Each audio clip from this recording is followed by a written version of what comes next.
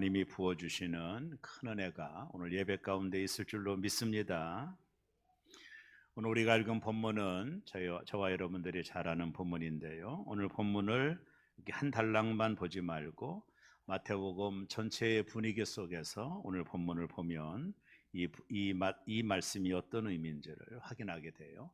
마태복음 15장 1절에 보면 유대인들 중에 바리새인들과 서기관들이 예수님을 찾아오는 장면으로 15장이 시작이 됩니다. 찾아와서 이들이 한 얘기가 뭐냐면, 왜 당신은 제자들과 함께 유대의 정결법을 지키지 않았느냐, 이런 걸 가지고 항의를 합니다. 예수님께 왜 당신들은 유대인의 정결법을 지키지 않느냐, 이걸 가지고 종교 지도자들이 예수님을 찾아와서 항의하는 장면으로 마태복음 15장의 맥락 속에서 오늘 본문이 주어졌음을 인지하시면 됩니다. 그 당시 유대의 지도자들이었던 서기관들 혹은 바리새인들은 한마디로 말하면 자기의가 가득 찬 자들이었어요. 자기들은 율법을 지키기 때문에 천국은 따놓은 당상이고, 율법을 지키지 않고 정결 예식을 지키지 않는 사람들은 지옥의 불쏘시개다, 이렇게 생각했던 사람들입니다. 자기 의가 가득 찼기 때문에 예수님도 비난했고, 하나님이신데도, 그리고 제자들을 비난하고 비판했습니다. 우리가 소위 이런 사람들을 종교화되었다, 이렇게 말을 하거든요. 그러니까 한마디로 말하면 자기 의로 가득 찬 사람들이에요. 그래서 거기에 맞지 않는 사람들을 쉽게 판단하고 쉽게 정죄하고 쉽게 비판하는 사람들을 종교화된 사람들이다, 이렇게 말합니다. 예수님은 이들에게 학을 띠고 이들을 떠나 64km 정도 되는 두로와 시돈 지방으로 가셔서 거기서 한 여인을 만납니다. 마태는 이 본문의 패턴을 잘 진행하고 있는데요. 그곳에서 자기 의가 전혀 없는 이방 여인을 만나요. 그리고 이 여인의 간청을 예수님께서 응답하시는 장면으로 오늘 본문이 구성되어 있다, 이렇게 보면 됩니다. 저는 오늘 이 말씀을 통해서 우리가 진정 하나님을 만나려면 어떤 마음의 태도가 필요한지 오늘 아주 여러분 좋은 시간 되게 될 것이고, 또 여러분 가운데 하나님의 음성을 듣는 분이 이 가운데 있을 거라고 저는 믿습니다. 자, 예수님이 유대 종교 지도자들, 소위 자신의 의로 가득 차서 비판하고 비난하는 사람들을 떠나서 두로와 시돈 지방에 들어가서 한 이방 여인을 만나게 됩니다. 여러분, 그 당시 이방 사람들은 유대인들이 개라고 여겼어요. 개가 보이는 행동들이 유대인들이 볼 때 이방 사람들이라고 믿었기 때문에 그렇습니다. 이곳에 들어갔더니 먼 길을 주님이 가신 겁니다. 그때 한 여인이 예수님께로 찾아오는 장면이 본문에 나오는데요. 예수님을 보자마자 이 여인이 주 다윗의 자손이요, 이렇게 불러요. 참 놀라운 고백입니다. 여기 다윗의 자손이라는 말은 메시아라는 뜻이거든요. 다윗의 자손에게서 메시아가 나온다고 했으니까, 그러니까 이 여인은 이방 여인이었는데 종교적인 배경도 전혀 없는 여인이 예수 그리스도를 메시아로 고백하고 있는 것을 주목할 필요가 있어요. 어떻게 이 여인이 이런 고백을 했는지는 설명이 되어 있지 않지만, 어쨌든 이 여인은 예수님을 메시아라고 고백을 합니다. 그 당시 이 시리아 지방, 지금의 시리아죠, 이 두론과 시동 지방에는 아세라라고 하는 신을 숭배하던 지역이에요. 그 신은 이제 달의 여신이었는데요. 이 두로와 시돈 지방의 모든 사람이 이 아세라라고 하는 달의 신을 숭배하고 있었고, 이 여인도 마찬가지였을 것입니다. 근데 이 여인이 예수님을 주다, 메시아다, 이렇게 고백을 한 거예요. 이게 놀라운 고백입니다. 실은요, 정말로 이방 여인이 이런 고백을 한다는 게 믿어지지 않을 정도로 놀라운 고백입니다. 그리고 나서 이 여인의 속마음이 드러나죠. 내 딸이 흉악한 귀신 들렸으니 고쳐달라는 것입니다. 여기 흉악한 귀신이라는 말을 주목해 보면 귀신도 그냥 귀신이 아니에요. 흉악한 귀신입니다. 저도 귀신을 쫓는 축기 사역을 한 적도 있지만 흉악한 귀신이라고 하면 한마디로 말하면 감당이 안 되는 역사를 하는 거예요. 부모가 아이를 묶어놔도 풀어버리고 그리고 막 옷을 찢고 소리를 지르고 그 귀신 들리면 힘이 대단하거든요. 날마다 엄마 앞에서 이런 일들을 하는 겁니다. 여러분, 피는 물보다 진하다고 했는데 얼마나 이 여인이 고통스러웠겠어요. 이 여인이 특별히 자신의 딸을 낳을 수만 있다면 무엇이든지 했을 겁니다. 좋은 의원도 찾아갔을 것이고 점성술사도 혹여 찾아가시고 그들이 믿는 아세라라고 하는 달의 신 앞에 가서도 구했을 거예요. 그러나 이 여인의 딸의 귀신 들림은 누구도 고칠 수가 없었어요. 그러던 차에 이 여인이 이곳에 예수님이 오셨다라는 소문을 듣게 된 겁니다. 사람이 위기가 있고 문제가 있으면 빨리 들려오거든요. 누군가가 이 병에 나았다면 이 병이 있는 사람들은 그 소리가 빨리 들려오듯 이 여인에게 들려왔던 예수님에 대한 소문은 수많은 병자들을 고친다라는 겁니다. 근데 이 여인에게 이 소문이 들려오고 그곳에 예수님이 오신 것입니다. 그래서 이 여인은 예수님께로 나가서 주 다윗의 자손이여 내 딸을 고쳐달라고 간청을 하는 겁니다. 아주 울부짖는 기도를 했을 거예요. 그런데 주님의 반응이 좀처럼 이해가 되지 않는 반응을 보였어요. 주님이 보였던 첫 번째 반응은 침묵입니다. 아무 말도 하지 않으셨어요. 이 말은요, 무시하는 겁니다. 여러분 알다시피 누군가가 말할 때 아무 말 안 하는 것은 그 사람을 무시하는 태도거든요. 예수님에게 내 딸을 고쳐달라고 아무리 간청해도 무시하는 겁니다. 주님의 침묵은 이 여인에게 상처가 되었을 것입니다. 그러나 우리는 압니다. 예수님이 왜 침묵하셨는지 이 여인의 믿음을 강화시키기 위한 것이라는 것도 우리는 알아요. 저 유명한 어거스틴의 어머니였던 모니카가 그의 아들 어거스틴이 방탕하고 타락했을 때 10년 넘도록 아들이 돌아오기를 기도하죠. 그래도 아무런 변화가 없을 때 모니카가 암브로스라고 하는 감독을 찾아가서 이렇게 말합니다. 왜 하나님이 내 기도에 응답하지 않고 침묵하십니까? 이때 암브르코 감독이 뭐라고 말합니까? 자매님, 너무 염려하지 마십시오. 절대로 낙심하지 마십시오. 눈물로 간절히 기도하는 어머니가 있는 아들은 절대로 망하지 않습니다. 모니카가 이 말에 힘을 얻고 더 기도함으로 나중에 아들이 돌아오고 성 어거스틴이 되지 않습니까? 예수님의 침묵은 가끔 우리를 당황시킬 수도 있어요. 아무리 불러도 대답이 없는 예수님의 침묵은 오히려 우리의 믿음을 강화시키기 위한 하나의 작용임을 신앙생활을 하다 보면 많이 깨닫게 되는 겁니다. 어쨌든 예수님의 침묵이 길어졌습니다. 그럼에도 이 여인은 예수님이 무시하는 듯한 태도에도 집에 돌아가지 않고 더 간절히 예수님께 구합니다. 자신의 딸을 고쳐달라는 거예요. 그랬더니 예수님은 이번에는 어떻게 말씀하느냐면 나는 이스라엘 집에 잃어버린 양 외에는 다른 데로 보내심을 받지 아니했다. 마치 인종차별과 같은 말씀을 하셨습니다. 아니 유대인은 뭐가 대단하고 이방인은 뭐가 못되다라는 건가? 마치 인종차별과 같은 언행을 주님이 하셨어요. 나는 너와 같은 이방인들을 위해서 온 사람이 아니라 유대인들을 위해서 온 사람이라고 하는 예수님의 답변에 이건 한마디로 멸시거든요. 이방인을 멸시하는 주님의 답변입니다. 절망적일 수 있겠죠. 그럼에도 불구하고 여인은 포기하지 않고 더 간절히 자신의 딸을 고쳐달라고 구합니다. 이번에는 예수님이 하신 말씀은 이해가 되지 않는 말씀을 하셨어요.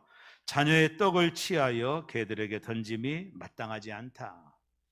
이 말은 정말로 충격적인 말이었습니다. 이렇게 말한 겁니다. 너와 같은 개에게는 줄 떡이 없다라는 거예요. 여러분, 이게 전입가경이라고 그러죠. 갈수록 태산입니다. 간청하던 이 여인의 말에 침묵하시는 것은 불구하고 이제는 인종차별과 같은 언사를 주님이 하셨고 그것 정도는 참을 수 있는데 이제는 여인을 향하여 개라고 말하며 너같이 개 같은 여인에게 줄 떡이 없다라고 말했던 예수님의 말씀에 이 여인이 속으로 얼마나 상실감이 있었을까. 천대나 멸시나 무시를 당했던 여인이죠. 그럼에도 불구하고 여인이 놀라운 대답이 예수님을 감동시켰어요. 주여 올소이다마는 개들도 제 주인의 상에서 떨어지는 부스러기를 먹나이다. 예수님이 너무나 놀랐습니다. 주님, 저는 개입니다. 근데 그 개도 먹고 살아야 되지 않습니까? 자녀의 떡을 원하는 것이 아니라 자녀가 먹다 남은 그 부스러기라도 나에게 달라고 간청하고 있는 것입니다.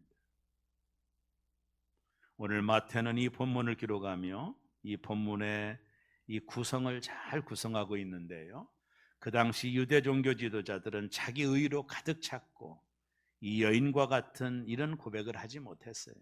근데 오늘 이방인이었던 가나안 여자는 예수님이 개라고 하는데도 불구하고 나는 개가 맞습니다.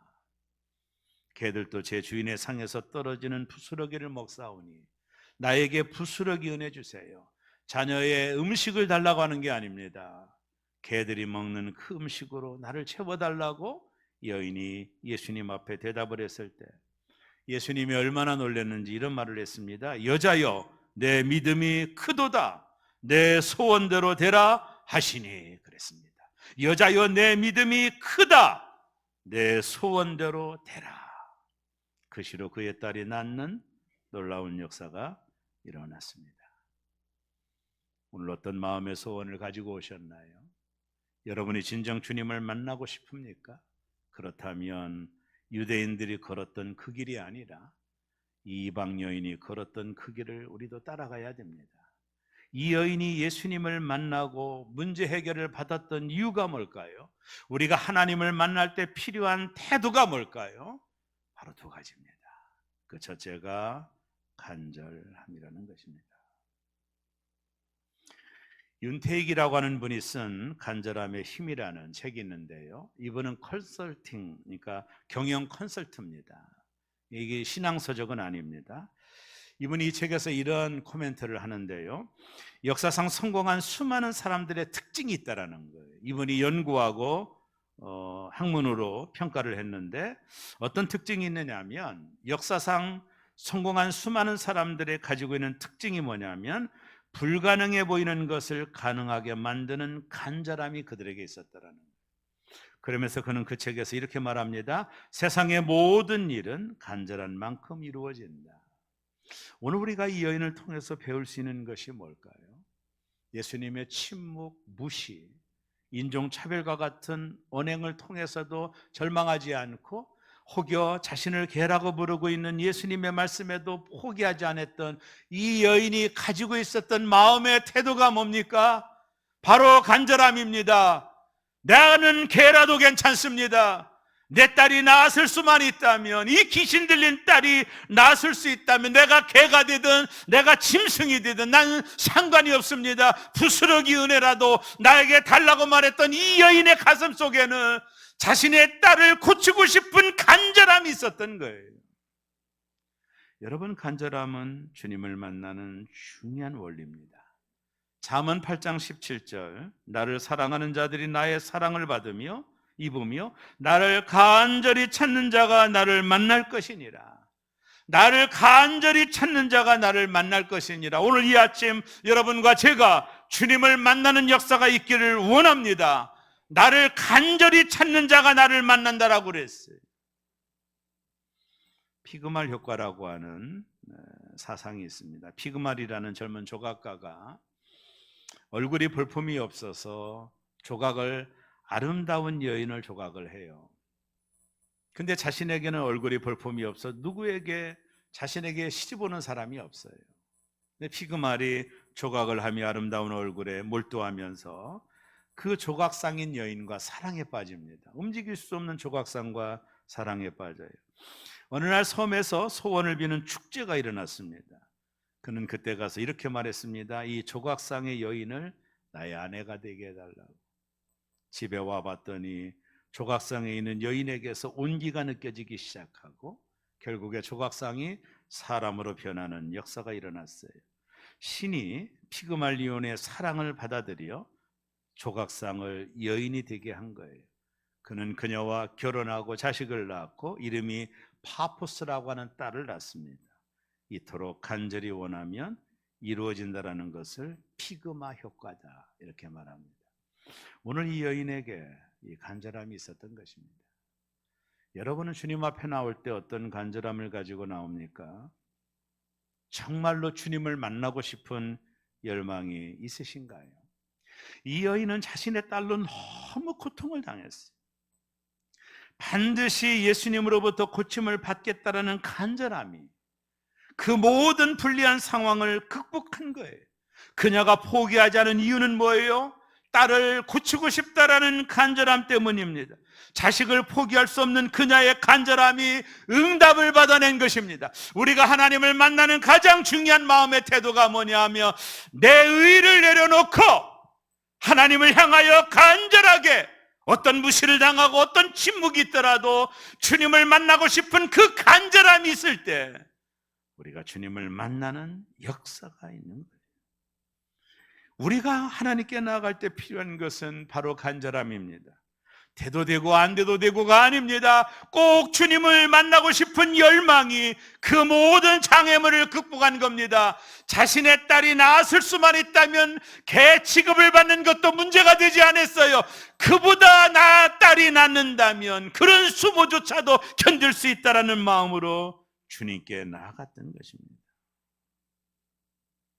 자신을 향하여 개라고 하는 예수님의 말씀에 그는 감정이 상하지 않았어요. 그만큼 간절했기 때문입니다. 그녀는 딸을 포기할 수 없었어요. 채면 그것은 별 문제가 되지 않았어요. 여러분, 가끔 도로공사하는 곳에 가보면 돌아가시오라는 팻말이 보이죠? 대다수 사람들은 돌아가지만 꼭 지나야 되는 사람은 꼭 지나가게 되는 거거든요. 여러분, 여인에게 찾아온 실망과 수치와 좌절은 오히려 예수님을 더욱 간절히 찾는 태도로 발전했어요. 간절했기 때문에 실망하고 수치가 있었지만 좌절하지 않은 것입니다. 그 여인은 그 장애물을 장애물로 여기지 않고 극복한 것입니다. 왜요? 딸을 낳고자 하는 간절함이 그에게 있는 겁니다. 이 간절함을 예수님은 믿음이 크다라고 칭찬하고 있는 것입니다. 우리가 주님 앞에 나갈 때 필요한 것은 뭐냐면 내 의가 아닙니다. 내 의를 내세우면 간절할 수가 없어요. 이 여인에게 필요했던 이 마음은 딸을 낳고자 하는 간절함이었어요. 딸을 꼭 고치고 싶었어요. 개라고 해도 상관이 없어요. 낳았을 수 있다면 그 어떤 수모도 여인은 견딜 수 있었습니다. 왜요? 딸을 낳고자 하는 간절함이 여인에게 있었기 때문입니다. 믿음이 크다라는 건 뭡니까? 그 간절함이 있느냐는 거 주님이 말씀하는 거예요. 그 간절함이 있느냐? 주님을 만나고 싶은 간절함이 있느냐? 자존심을 내려놓고 자기 의를 내려놓고 하나님을 만나고 싶은 간절함이 바로 믿음의 작용이라는 것입니다. 우리가 믿음으로 살려면 무엇이 필요할까요? 하나님에 대한 결핍이에요. 탕자가 왜 돌아왔어요? 먹을 것이 없어서 돌아온 것입니다. 아버지에 대한 결핍이 있었기 때문입니다. 많은 성도들이 하나님에 대한 결핍을 느끼지 못하고 살아갑니다. 오히려 자기 만족을 느끼며 살아갑니다. 마치 신앙이 종교화되어 버렸어요. 예배는 드리고 기도는 하지만 그 안에 하나님을 향한 열망과 간절함이 우리 안에 식어져 버렸기에 우리가 예배하지만 하나님을 진정으로 만나지는 못하는 것입니다. 간절히 나를 찾는 자가 나를 만날 것입니다. 하나님이 간절히 당신을 찾도록 우리에게 하시는 작용 하나가 있어요. 빌립보서 2장 13절이 그 내용입니다. 너희 안에 행하시는 이는 하나님이시니 자기의 기쁘신 뜻을 위하여 너희에게 소원을 두고 행하게 하시나니. 하나님이 저와 여러분에게 소원을 주시고 그것을 행하신다라는 것. 우리 안에 강력한 소원이 있을 때 사람이 간절해질 수 있거든요. 오늘 이 아침에 여러분은 어떤 소원을 가지고 오셨나요? 그 소원은 하나님이 우리에게 주신 축복이에요. 그 소원을 이루고자 하는 그 열망과 그 간절함으로 하나님 앞에 나오라는 것입니다. 하나님이 그것을 응답하시겠다라는 것입니다. 오늘 이 아침 여러분과 저의 마음에 간절함이 있는 그런 시간 되기를 바라요. 사슴이 시냇물을 찾듯 그 간절함이, 여러분, 사람이 간절하면 세상 속에서도 성공할 수 있거든요. 사업에 대한 간절함이 있는 자들은 그렇지 않은 자와 전혀 다르거든요. 간절함이 세상을 푸는 열쇠라면 영적으로도 마찬가지입니다. 하나님을 향한 그 간절함이 하나님을 반드시 만나게 되거든요. 두 번째, 마지막 태도는 겸손입니다.